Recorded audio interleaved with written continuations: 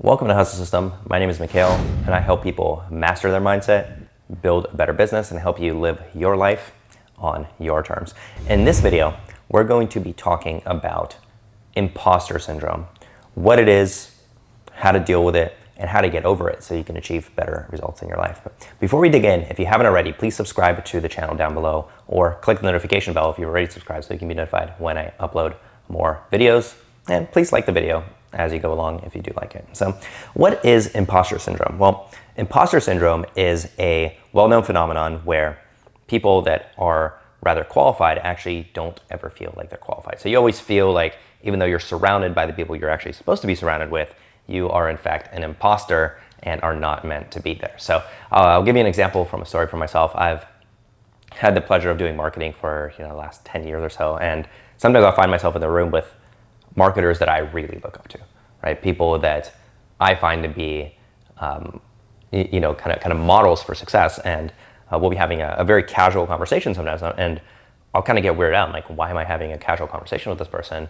Am I really supposed to be having this? Like, how do they not see that, quote, I'm a fraud, right? And this is very, very common in society, and it happens all the time because the actual metric of what it means to be qualified is becoming more and more and more gray. So the first step to overcoming imposter syndrome is actually to not be an imposter, because some people genuinely are imposters and they're just snake oil salesmen, and they just want to kind of slither by to get their little agenda. And those people have no integrity, they have no morals, they have no standards. And those are the places where I'd say you should start, is actually understanding what you stand for, understanding what your purpose is, understanding the value that you bring to the table and that you deliver to the table. And then you take that and you back that with real, tangible skills that then you use to provide the value for other people. And if you have real, tangible skills, that's really the first step. But it goes deeper. It goes into a sense of essence and purpose that aims to deliver something. It aims to create a positive change or a positive transformation. And that really is the first step for me. When I had this, I've had this in multiple industries. I had this in the music industry where I find myself in the studio with really big artists, and I was kind of weirded out, and then they'd be like, dude, this mix is awesome. And I'm like, well, what are you talking about? What? I'm like, yeah, it sounds great. And I had some people that I really look up to say that, and that was really beautiful. And then in the marketing industry as well, where it's like, hey, this campaign is rock solid. And I go, well, yeah. And then you realize, hey, you've spent the last X amount of years, right, perfecting the craft. The average person just sits on their couch to watch TV. That's what they do with their day.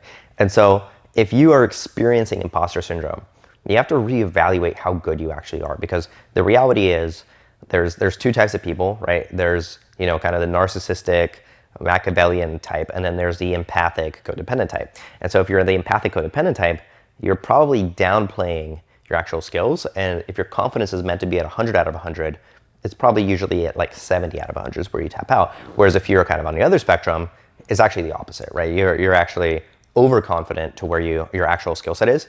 And these types of people tend to do a lot better in society because the average person can't tell which type of person that person is. And so they're just assuming if a person is 120 out of 100 confident, they must be 120 type of person, whereas this person is a 70 out of 100 person.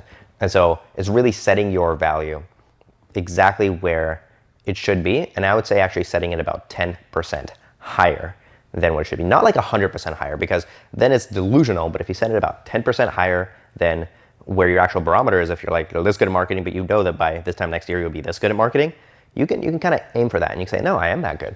No, give yourself the credit that you deserve, okay? And that's the first step to overcoming the imposter syndrome, is giving yourself the credit you deserve for the work that you've done and the skills that you've built and the value that you can deliver, okay? Number one. The second is understanding that the people that you're talking to have also started as little babies, okay? This really helps, is it's like no matter who you're talking to, it could be like, the president, right? The president at one point, pooped himself.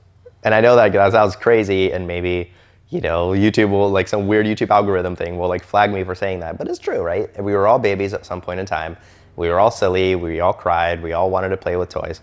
And And then from that grew something. From that we created something. From that we developed and evolved and actually manifested a sense of being as a part of like the social structure.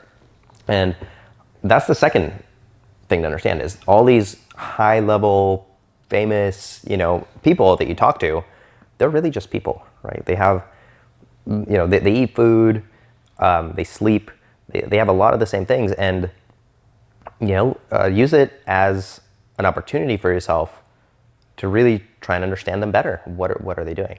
And that would be the third step, is treating it as a form of exploration rather than a form of needing to prove yourself to anyone. So whatever industry you're in, whatever group of people you look up to as the best of the best, whether that's artists or business leaders or entrepreneurs or something totally different, just use it as an opportunity to learn from them.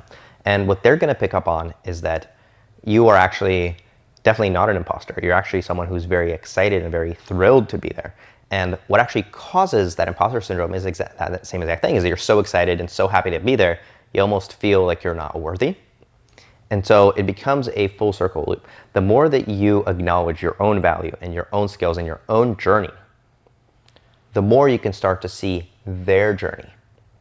The more that you can learn from it, and the more that the whole circle comes back around, and rather than a form of separation, creates a form of acceptance, of unity, and of strength. And when you're united, you can't, you don't have imposter syndrome. Like, you don't have imposter syndrome with your friends, right? If it's like you and your buddies hang out, you don't have that imposter syndrome. You feel like you're meant to be there with them. You're meant to connect. It's all part of the group. The energy's flowing. So there's actually a way to manifest that same energy in almost any situation. And that's really powerful when you can make other people feel as though they're with their best friends, right? If you can come up to somebody who is typically very guarded, and you can make them feel as if by being next to you, they're with like their best friend and they can open up to you, that's actually very, very powerful, because in the current state of social media, we're becoming more and more and more distant from each other, from real conversations, right? It's a lot easier to like an Instagram photo than it is to go out and have a real conversation with a real human about real topics, because that requires being vulnerable. And if you're vulnerable, you might get hurt. And so that's my best advice for you, is if you're experiencing imposter syndrome. Now, if you don't know what imposter syndrome is, that means you've experienced it but weren't aware of it, or you haven't experienced it yet. I guarantee you will experience it at some point in your life. And it's a very weird feeling, because you find yourself exactly where you wanted to be, but feeling like you don't quite belong there. And that's the best way I can describe it. Finding yourself exactly where you wanted to be, right? Like at an Oscars event or some great thing, the great thing that you always look forward to, but then feeling somehow that you're not supposed to be there because you don't find yourself to be deserving of it, or that it's not what you expected. And that's the time to really dial in on this video. So again, number one, acknowledge your own journey and value and skills. Number two, understand that everybody has that journey in that room and their journey is unique. And number three, use that as an opportunity to learn, to evolve, to become better. That will be contagious and people will be drawn to you. And you will be able to overcome imposter syndrome. You won't have it anymore. You'll just be in that room with all these awesome people and you'll feel like you belong there, and they'll feel like you belong there. I think that's the biggest thing that most people are afraid of, is other people will feel that you don't belong there and they'll kick you out of the club, right? Because nobody wants to be alone and isolated. It's a very scary feeling for us biologically. So hopefully you enjoyed this video. If you haven't already, please subscribe down below. And if you have subscribed, please click the notification bell down below and comment down below. Where is a situation that you have found yourself being the imposter, where you felt like you were at something that was supposed to be a really great event or situation, but yet you found like you didn't really belong there, and you had this weird paranoia that like maybe people will find out I'm not supposed to be here, right? I used to have that in really high-end nightclubs before I started DJing, where I'd be like in the VIP of the nightclub, I'm like, oh, are the bouncers gonna find out that like I'm not really this cool? And it took me a little while to get over that and realize, hey, nobody really cares.